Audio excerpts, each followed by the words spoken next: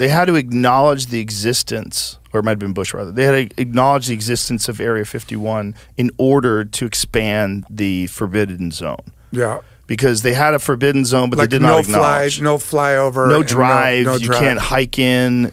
Because people were filming things. John Lear in particular.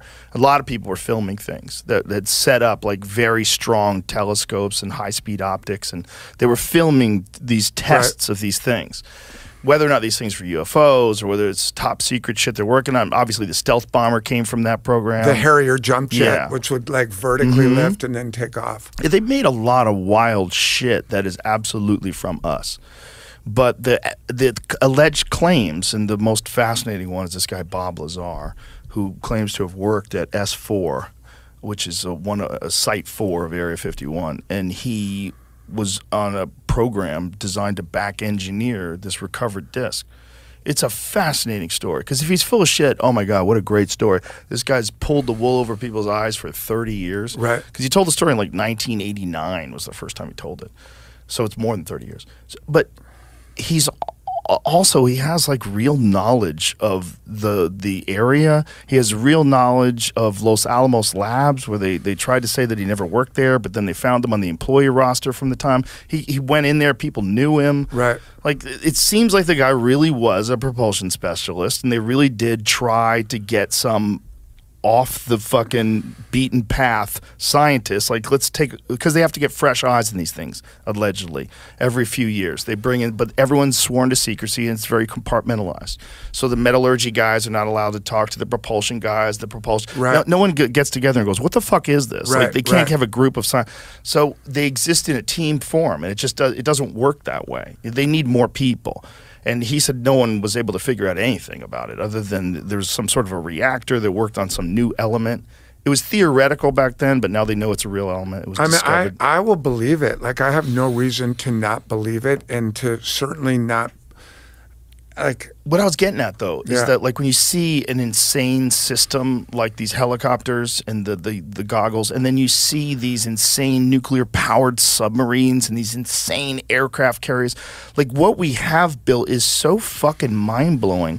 Why wouldn't we think that we've hit some next-level propulsion system, and that the reason why the Pentagon is talking about out-of-this-world crafts, they're obscuring reality.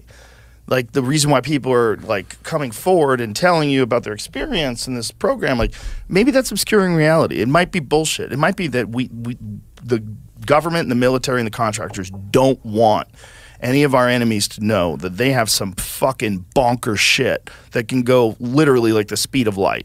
That we have. That we have. So I was just working up in New Mexico. And like, we were filming around Los Alamos. Have you ever been to Los Alamos? No. And like, it's amazing that like people just haven't seen the laboratory, the current Los Alamos Research Laboratory, which is, you know, across the street from where Oppenheimer lived when he was doing the Manhattan Project, which was this boys' school that they kicked everyone out and all the scientists moved in, which was not in the film, which is quite interesting. Like, Los Alamos, if you can ever go there and see the museums, and, you know, it's just a fascinating place to see where they built that bomb. But across the street, or actually across this river from where Oppenheimer lived, is now the current Los Alamos Research Laboratory. Pull up a picture of that one if you want to see something mind-blowing. It's bigger than UCLA campus. It's this massive research facility in Los Alamos, which, and you can't see half of it. It's supposedly a giant chunk of it is underground.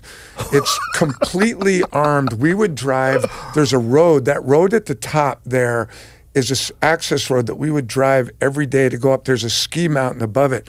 So for some reason, they let you drive fairly close, but it's all Homeland Security protecting it. Super fortified and armed, and it's in the middle of fucking nowhere. And this was birthed from, yeah, you can see where it is, right? Wow. It's in the middle of nowhere. Literally in the middle of nowhere. We first got up there and we're like, what are they doing here? And like, everyone's like, well, it's digital warfare, it's nuclear maintenance. It's alien dissection. It is like forget Area 51. This place was like, so if we're inventing shit, this is the kind of place we're inventing it. And we went out a couple of days to these, there's, some restaurants and bars in the town of Los Alamos. And I'm like, if I'm China, I'm hiring hot girls, getting them to turn, and putting them as bartenders or cocktail waitresses, because all the scientists from Los Alamos just go there after work and get drunk. That's where everything's going down. Wow. Like, you gotta, like... Half of it's underground? Well, that's what they say. Like, we'd be up on this mountain. This place That's what it looks like? Wow, it looks massive. dope.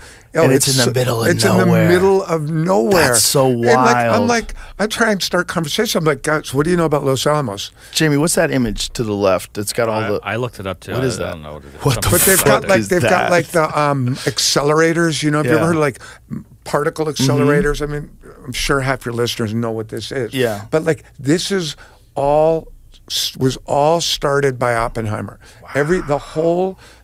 It used to be a log cabin. That's the school.